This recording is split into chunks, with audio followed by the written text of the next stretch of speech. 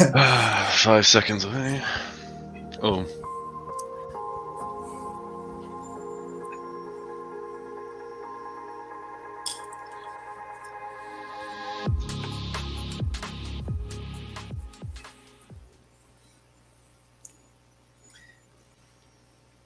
Hi, good afternoon. Welcome to this presentation from Codurance on improving or tips for improving your test assertions. My name is Cameron Raw, and I will be the moderator for the session. I'm one of the software craftspeople over here at Codurance, and we've also got here another one of our software craftspeople, Mateus Marabesi here, who will be leading the session and telling us all these interesting and helpful things about making test assertions better.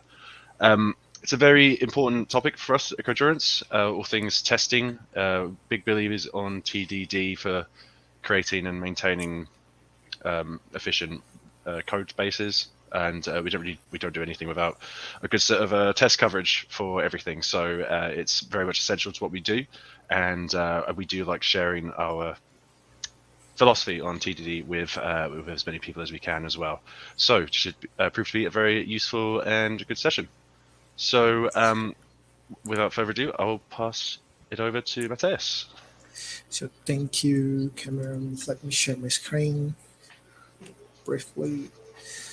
So just give me a heads up if you can see my screen. That's all right.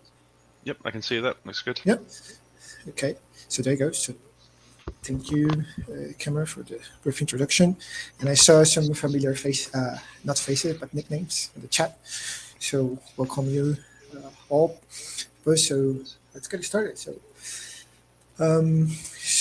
as Cameron said, so I am also a craftsperson at Codurance, and testing for me is also interesting that I have throughout my career. I also have some projects, side projects that I used uh, to maintain related to that topic, but I think that's enough. Just a quick heads up because this session is also kind of follow up. If you saw the previous one on the anti-patterns that we had, Cameron and I, we talked about anti-patterns in the TDD, while doing TDD and things that happen while you're doing TDD. So this is, I consider this as a follow-up session. And now we are going to deep dive a little bit more on the assertions itself, which I consider to be part of the let's say not anti patterns, but some patterns that I see reflecting during testing or pairing or whatever that is. So this is a little bit of an agenda that I'm planning to follow up. So we are going to start with a little bit of background. So this is motivations and things like that. Um, why this is subject and so on. After that, we're going to see a little bit about assertions mouse, which I think this is going to be a new one. I haven't heard anything. I have heard about codes mouse, but not assertions mouse. So if anyone in the chat have heard about it, it would be good to know. Then we're going to dive deep a little bit on assertion API, and then we're going to explore assertions, at least on how I consider to be the way to explore them.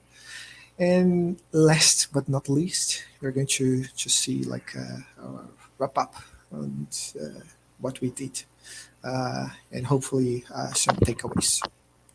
Yeah. Also, would like to. Yeah. Oh, sorry. So I just want to quickly Yeah, butt go in. I ahead. forgot to say at the beginning that we try to encourage an active sort of conversation with the people who are watching as well. So if you do have any questions throughout the presentation, please feel free to put them in the either the chat or the questions section that you should see there.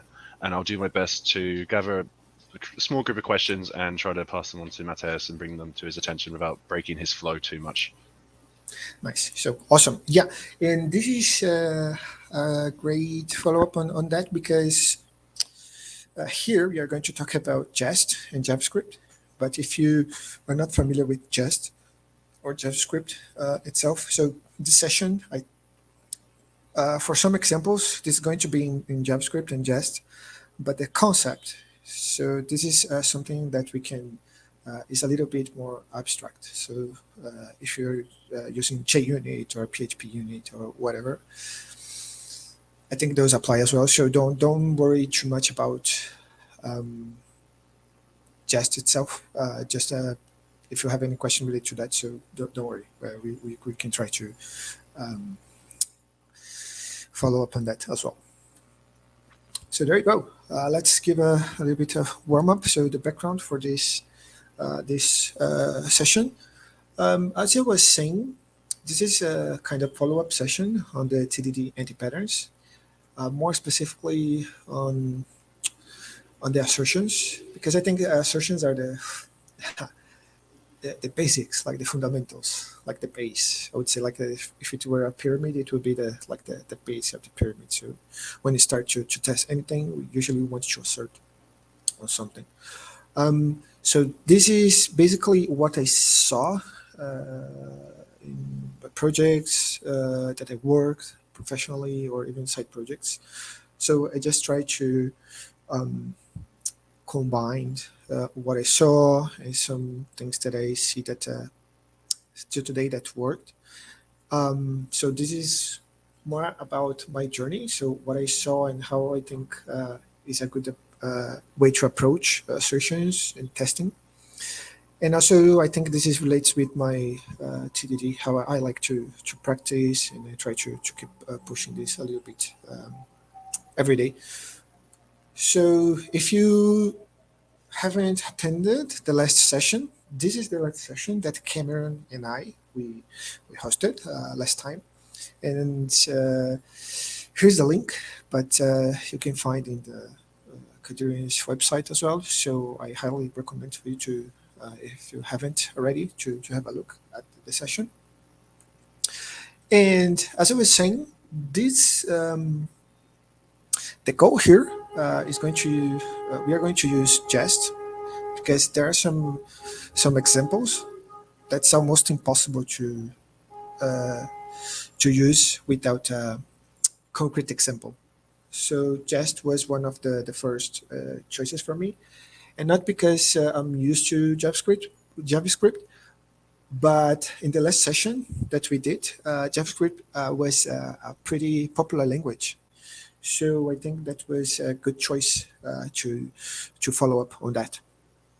So that's one of the reasons. If you are wondering why, this is one of the reasons. Um, and as I was saying earlier, don't think that this is specific to Jest. This is going to be more um, abstract. So you see, like during the session, that this is going to be a little bit more abstract. There are some async promises and things like that that's specifically to Jest.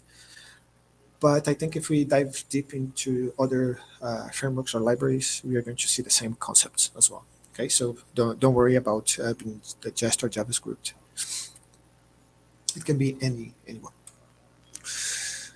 So I think that we can get started with all the information that we have along the way. So I think this true equal or assert equal or any kind of assertion or any kind of assertion, or if you're practicing tests, usually in the books or courses as well, you're going to see some value and you're going to assert on that, right? To see if this is the expected result. So you have one computed value and you want to assert that computed value is the one that you expect it to be. And this is usually the first one, the first assertion across the. I see. I think relate to a few books. This is going to be the first assertion in any kind. So if you're getting started with TDD, or even not TDD, but just trying to um,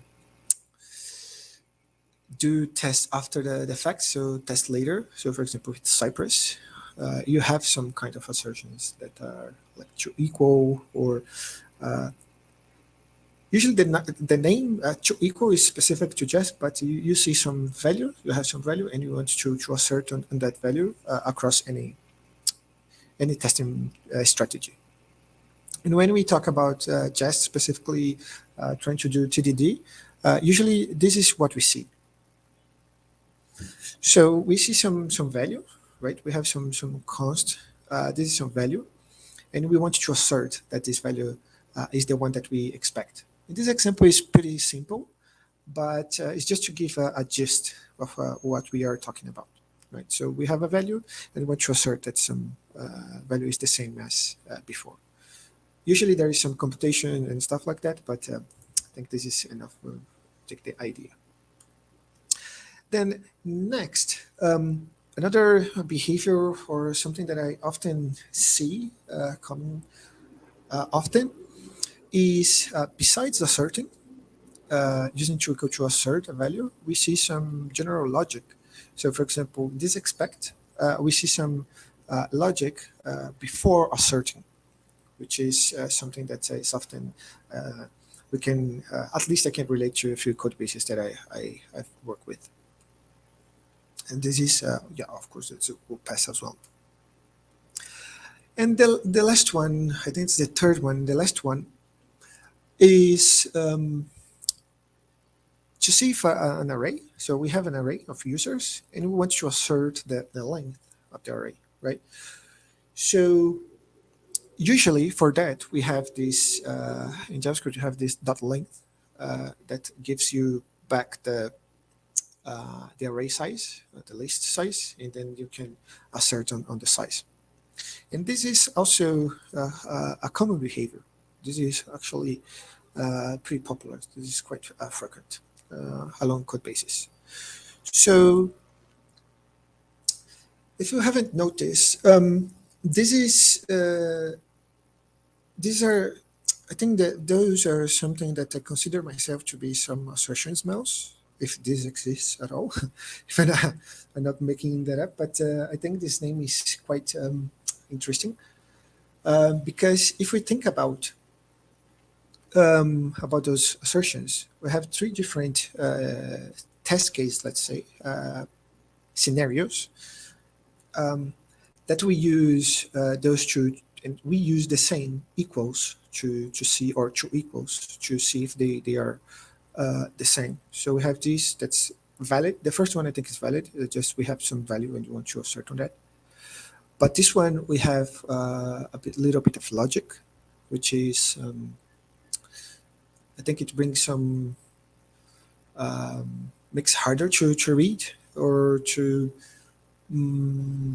understand, because usually you're just reading the test, or imagine that you want to debug, you don't know what the test is failing.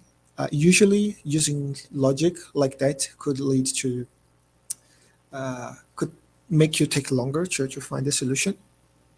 But well, and then the last one, we have a different kind of scenario that we the interesting part for us is the size and not the list itself, which can lead to different error messages as well. So if something fails, it's kind of hard to understand what's going on.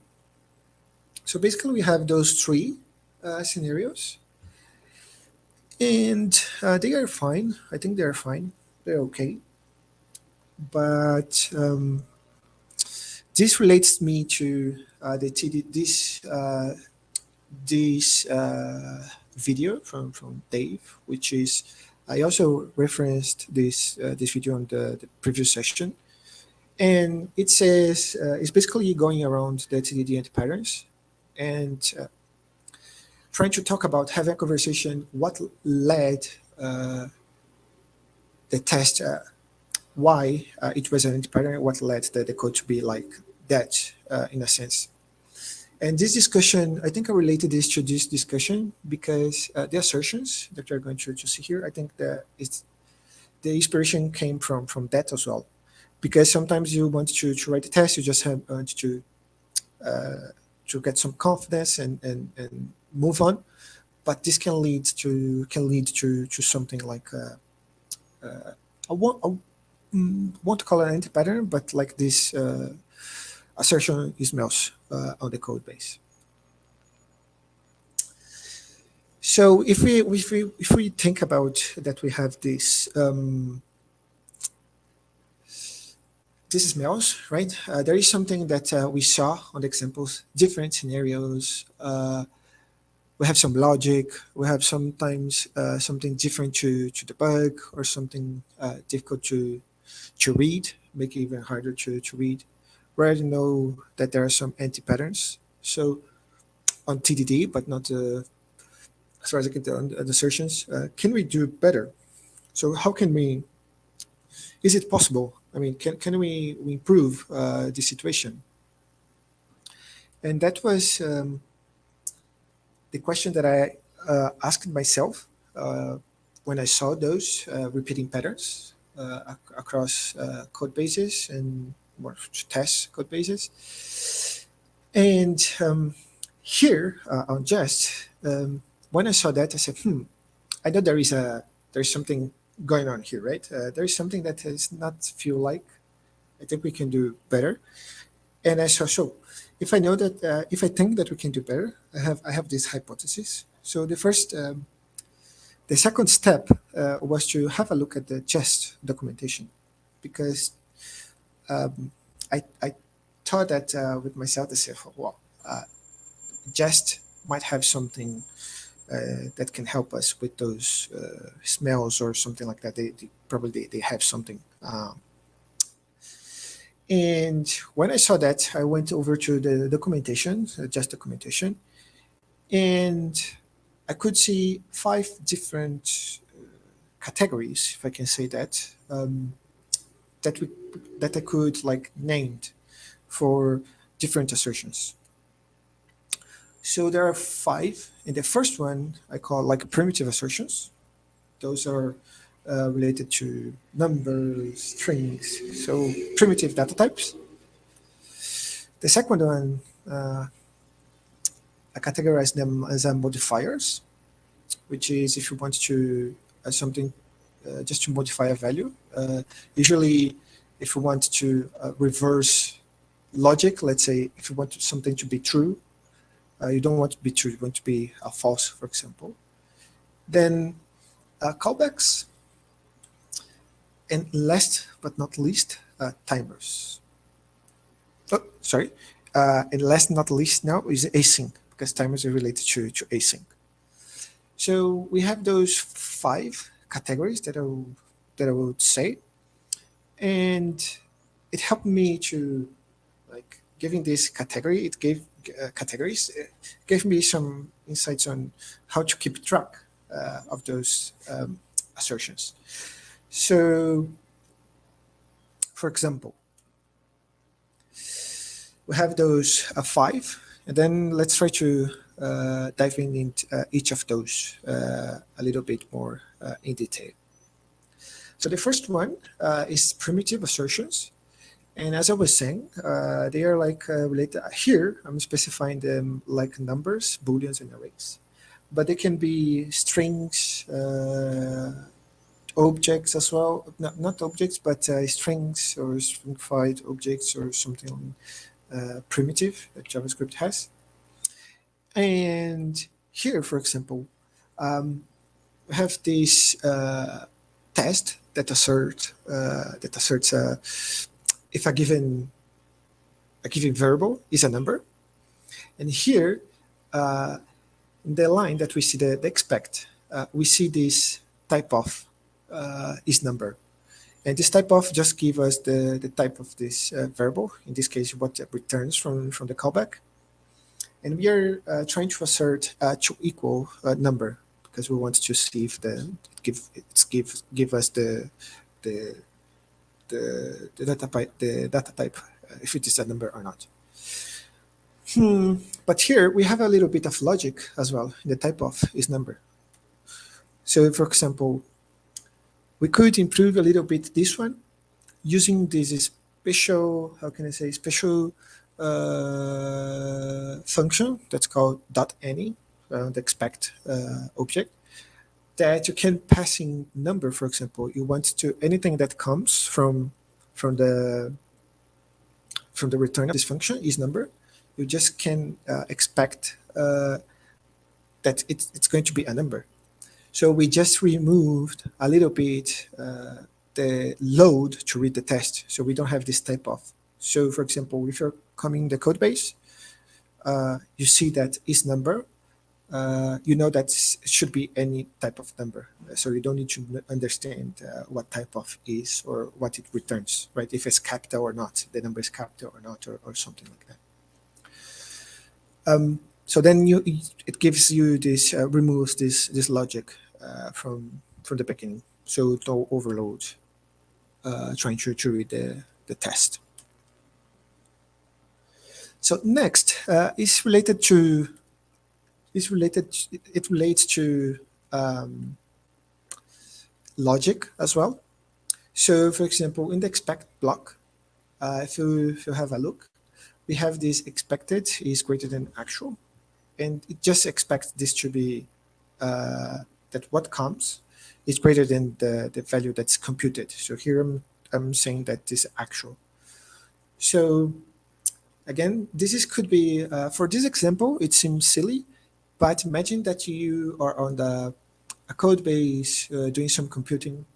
You're invoking methods on something that you're doing some computations, and then in the end, this expect the message that you get if something goes wrong is just saying that expected true but was false. So you have no idea what's going on or the type of feedback from your test. So here, another way to approach that would be to use to be greater than. So with this assertion, you just improve a little bit the readability, and once again, you removed the logic from the bit, from the expect bit. This goes a little bit along those lines about the AAA pattern. So you just remove the logic from a test, and then you have this expected to be greater than actual.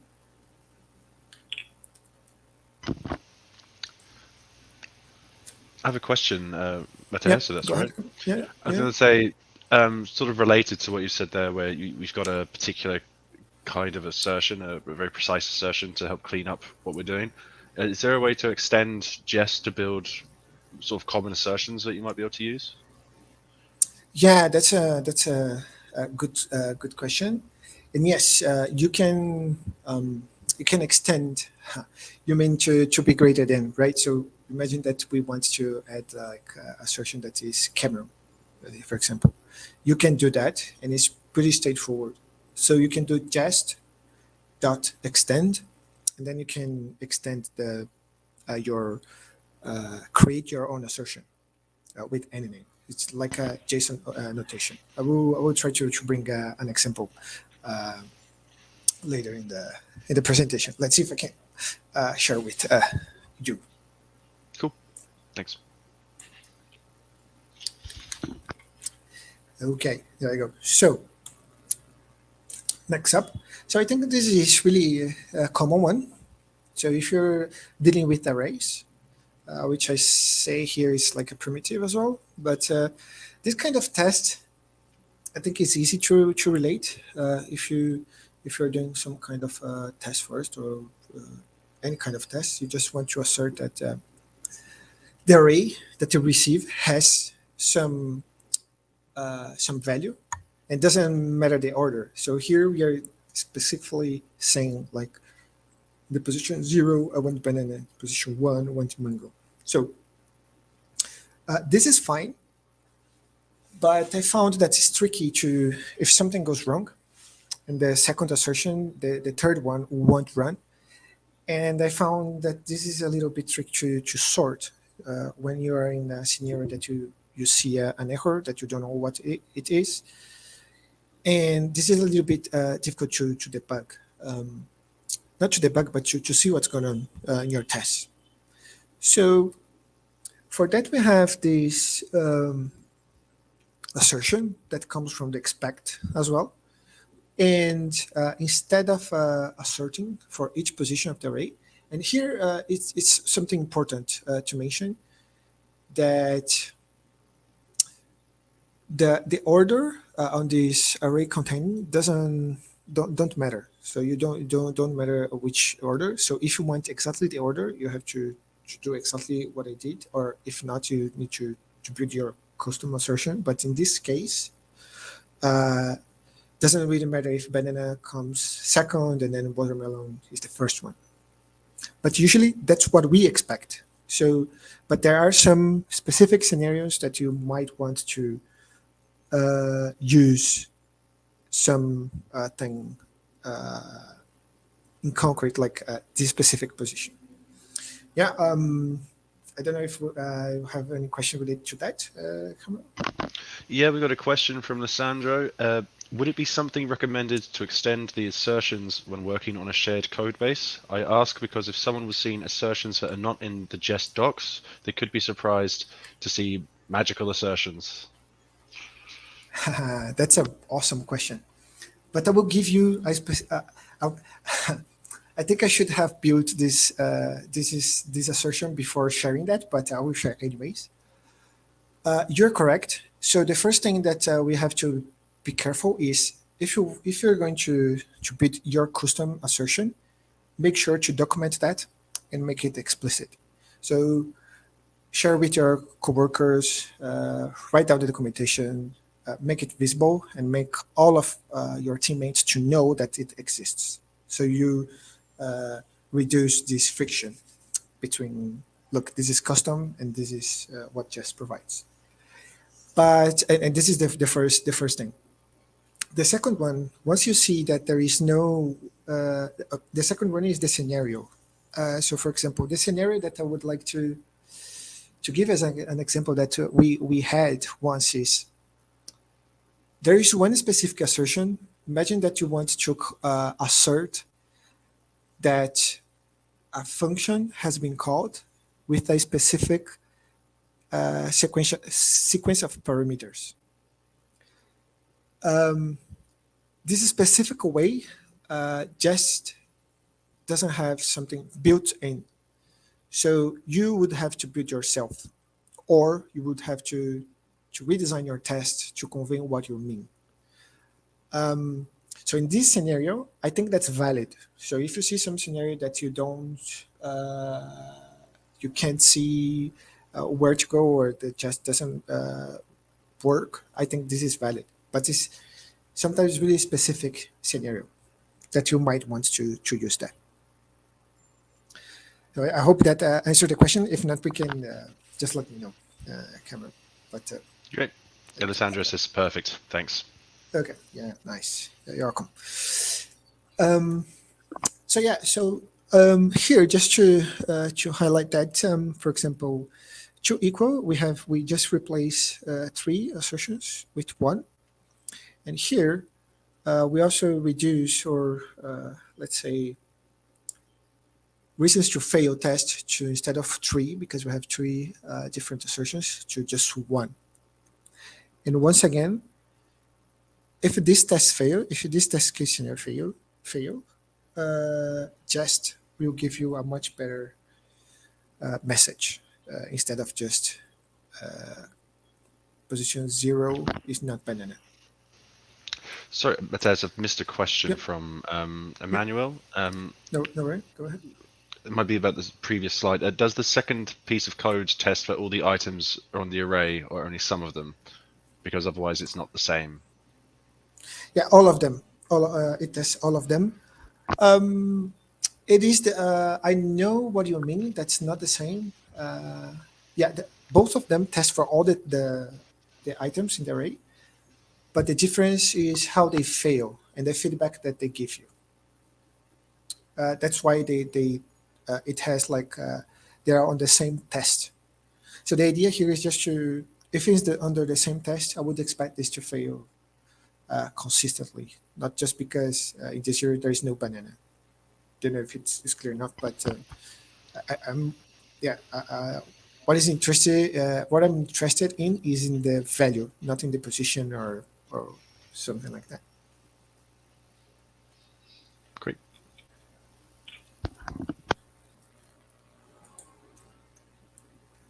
Nice. So next up, if you remember, I think it was the last example that we gave. Um, we here in this example, we are trying to assert on the array size. So as I said, that's not wrong with that, but usually this just makes me, I don't know, just a more meaningful way to convey the information that I want. So Jest has already built in this to have length. And here, any other testing framework would will have the same, I would guess. So, and this will say, look, this array does not have the expected size, whereas this one will say 2, for example, is not equals to 3. So the meaning, it gives you more information if you're using to have length instead of just a number. So at least you know that's the least, that's some an array that's without the correct size instead of a random number, right? And here, just to highlight the thing. All right. So we are going to follow up on the modifiers. And just to make a clear statement here, these primitives, modifiers in all the categories, this is something that I made up just to make me remember how to improve or how to stick that in my head. So if I can remember. So if you try to search something around that, you probably will not find anything related to that. So feel free also to use another different approach or something like that. Just a little bit of a disclaimer on that note as well. So modifiers. So the modifier that I think is really where it shines is in the example that we saw around logic again. So we use logic and expect, and we use in the primitives section. And here we also see this little bit of logic in the have exclamation mark is off. So you're just trying to assert on true as well. And here modifiers can help us to avoid using logic on the tests, just to make it more explicit and easier to see the feedback. So here, for example, the feedback would be almost the same if something fails, but the difference would be in the readability. So here, I think the advantage on this example is if you're reading the code, but you're not you're not debugging, you're just reading. So like a book, right? So expect this often not to be true. So that's the meaning of this assertion. And here, with the second one, we also remove. I think I already mentioned, but I think the most important part on this bit is to avoid keep adding logic on the assertions. Modifiers in the modifier section, I just used those two, but there are other modifiers as well. But I think those are the most common that I saw on the code bases that I worked with. I don't know if there is any questions, Cameron, because I will just think a little bit of. We have just that second. We've got a new question from Luis. In those assertions, the one that uses the custom length assertion and the other that uses the regular equals 1, can we differentiate when the array is undefined versus being defined but having a different length? In this one, I think that's a good question. Yes. So the assertion will fail saying that the list is not a list, or you can see the list. Yes, yes. That you have a length. Yes, yes. Because it will fail before just can execute the to have length to check it is an array. So yes, you would have this the same behavior. Yeah.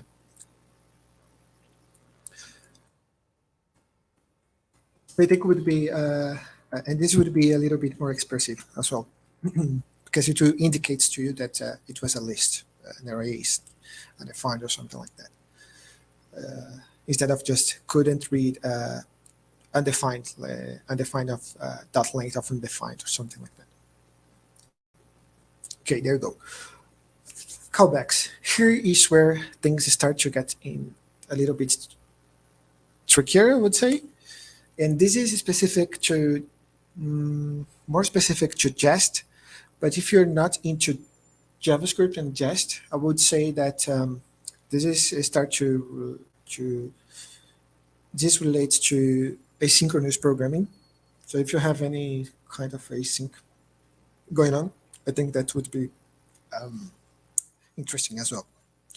So here, to give you an example, I have this call async func, and what it does, it just executes the callback that you pass this function, any callback that you're passing as a parameter for this function. And for example, I saw, and I did those, I made those, let's say, quote unquote mistakes myself. And this example is an example to how not to write an assertion for a callback. The first, and I think is the screaming at us, I would say, is because we are doing like expect true to equals true, which stands for I just want to know if this callback has been invoked, right? So this is the first red sign or smell, as I would say. And the second one is that if we do that, even if the callback, the call async thing, the callback that we're passing for this function is not called, the test, the callback has been invoked, the test will pass anyways, meaning that this expect true to dot to equals true doesn't really matter. Let's say for this specific test scenario.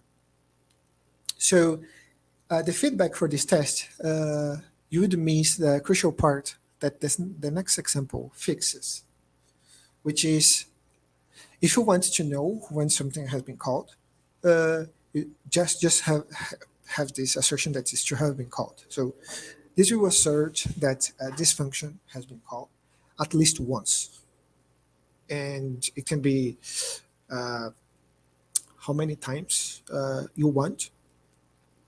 So and it won't fail. So for example, if you call using this assertion, if you call this function 3 times or 3 times, it will keep passing. So this bit, what is important to understand is that this bit is not that important, and this is the way to go. And this, the jest.fn, is a new, let's say, I think it's one of the mock, it goes around the mock section, jest, and it acts like a spy. And this spy just gives you the result, like how many times it was evoked with the arguments and stuff, and so on and so forth. And opposed to this example, this one, if it's not called, if this function is not called, it will fail, and it would say, look, in this test, you expected to be called at least once, and it was 0, right? So this is the way to go when expecting something to be called. If you, I saw some familiar names in the audience, and I think if you attended the last session or if you watched the recording, this specific assertion, the first one, is a source of the liar, TDD anti-pattern. So this is the source of the liar. Okay. So following up on the async, callbacks, let's say we have timers. Timers is a little bit tricky, but it's tricky. But once you get your head around, I think it makes easier to see what's going on, and just has some interesting tricks.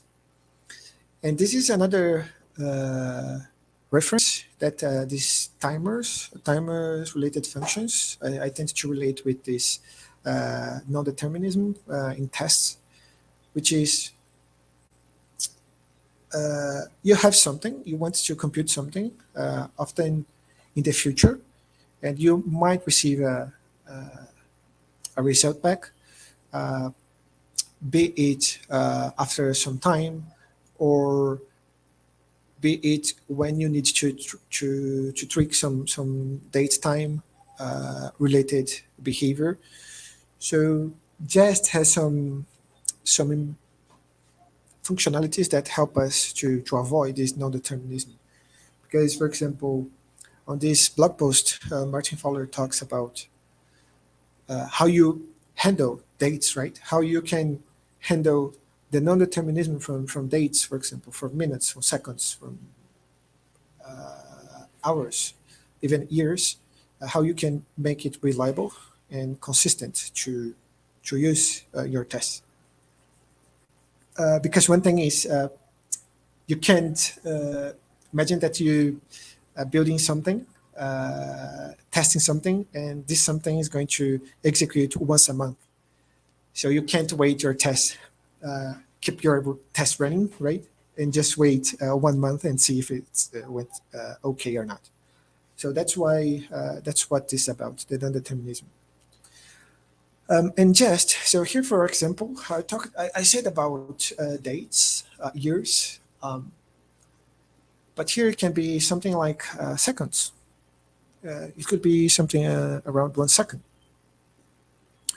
So here we have this call async function that resolves to true after 1 second, right?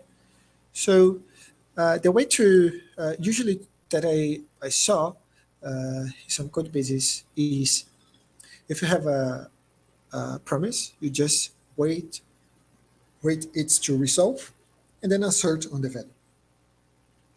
Again, this is going to this gives you the correct feedback, and if the callback doesn't resolve correctly as you expect, invoking this, then it will fail by timeout.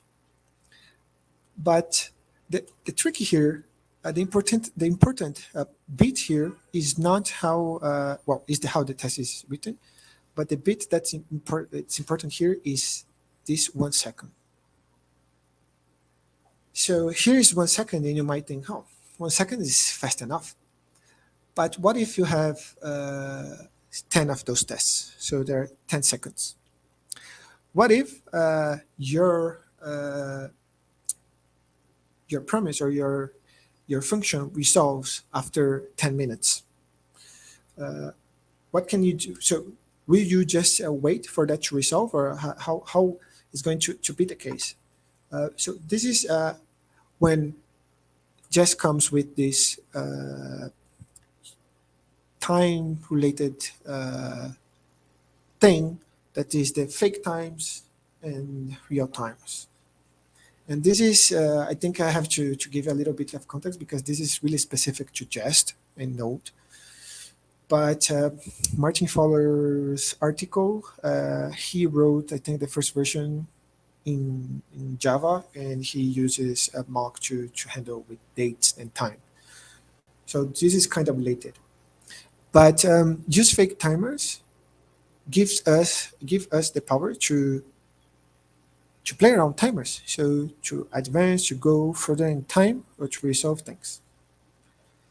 So for example, let's say a better approach, I wouldn't say a better approach, but a way to receive the feedback that we want from our tests faster than the previous example would be to use fake timers.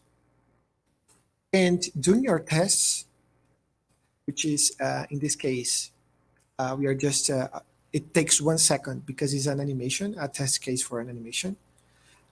We can invoke the asynchronous function, and instead of waiting 1 second or 4 seconds or 30 seconds or 1 hour, 2 hours, we can just use a jest to travel into the future and run everything that is in the stack in Node.js, just run and move forward the time and resolve that.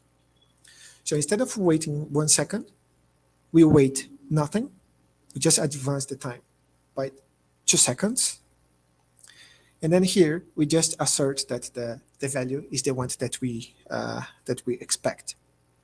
So the trick here is we fire the asynchronous behavior, and then here we advance the time, but here we await for the value to come. So there is some shift on how we handle that while we are coding and when we are testing. So this is just a specific scenario for that one. And the last one, the last around async. So we saw functions, callbacks. Now we saw this time-related stuff with just advanced timers. And by the way, this is just one function. The advanced time is just one function, just has different ones. You have run all pending timers, run only pending timers, and whatever.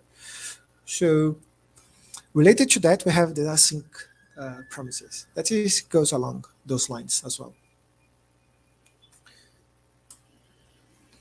So keep in mind our previous example that I said that's okay. It gives us the feedback that we want, right?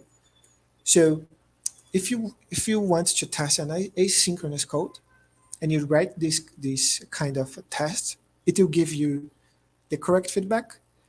But probably if you are reading the code, the test code, it will take you a couple of seconds, I don't know, minutes, maybe to read and understand what's going on. So when dealing with promises and async functions, we have another way to write those. So yeah, go ahead, Cameron. I've got a question from Luis. Has a question about the timeout. Is the timeout determined by our requirements and also by experimentation? Timeout. Let's see. I think I didn't understand the question. You mean in this timeout, like to the 2000 milliseconds? Let's see, Luis. I think we might have a follow-up in the chat, maybe. Yes, it says yes. Okay. I think I got you. So probably he's talking about this one, right? When it times out this assertion. Is that correct? We're just getting a response now, and okay. It says both of them. Okay.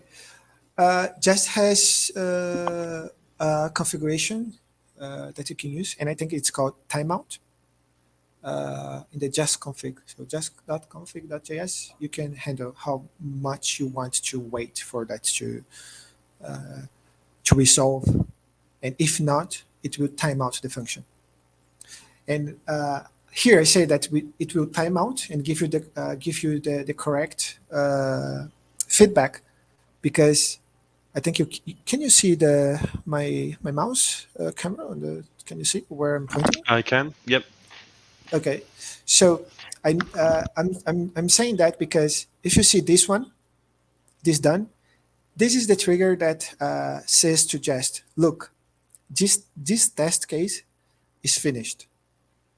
So if you don't invoke this one before the timeout that you set in the just configuration, it won't invoke this one, and it will give you the error in the test. It won't be a helpful error. Probably the feedback of the test will be timeout execution test timeout after X, and you have no idea what it is, but that's the what will happen. Luis has come back and said that the actual value for both the timeout and the advancement of time is determined by how much we have seen experimentally as long enough time. So I think it's referring to if you're in a situation where you don't know how long your method needs or your function needs, you don't know how long the period of time is going to be. I think, well, Okay, at least I gotcha. believe that's what Okay, it's okay, saying. gotcha. So in this case, it makes it, let's say, quote unquote, impossible to test your code. So when you face this situation, I personally would recommend you to force a timeout. So so meaning here in the test, you're not worried about how long. You just want to give the feedback that if X passes, so if X has gone by 10 minutes, whatever, after that amount, you want something to happen. So because if you are worried too much about the time, like you don't know, it will make impossible to test your code. And that's what Martin Fowler writes on the blog post as well. So even if you don't know, just make it up. So just make it up. So it will make easier to test and run your test consistently. Um, and I think this is related as well. I don't know if you have a follow up, Cameron. If not, I'm going to finish. Almost finishing. Yeah. We've got Lissandra who's come in tied into Luis's question. Was talking about a cron job as an example. If you know the Yep. cron job is fired every night, so you could test it fires every 24 hours. So then in that situation, Correct. the time is implied. And I can see Correct. Luis is coming back with something else. It might be interesting to see if that's connected to the current conversation. Okay. Okay. Okay. But that's yeah. Cron job is classic. Hmm. The movies that are classic, I think cron jobs are classic as well. One day we will come and everything will be streamed, but yeah, cron Hmm. job is a classic one. Yeah, I've had to do a lot of work with those as well. Okay. Um, so most finishing on this section, and a quick tip. So if you're waiting for this one, I would recommend passes feedback not really good, but I would recommend to write like that. Uh, because this will improve it will improve the feedback when something bad happens, so if an error happens, and it's more expressive.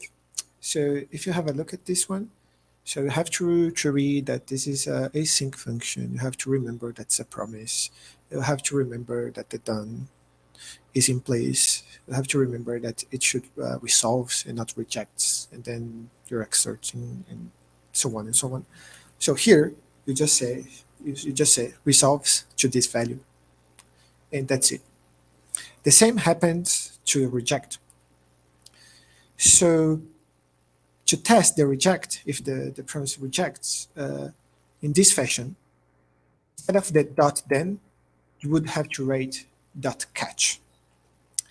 So you see how the variables your test would be if you have like resolves and then rejects, resolves and rejects. So here just concise and you have the feedback that you expect to have, right? Um, so yeah, so this was about promises and async behavior. And let's see if we can wrap up what we covered. So hopefully, if you don't get much about this session, um, the thing that I think would be the takeaway. The only if I were to mention just one thing to take away, would be that to equal is fine, but there are some ways to improve both the two equals and the test feedback, and try to keep that in mind. So you don't have to be like this gatekeeper, right? Oh no, don't use two equal, don't use that.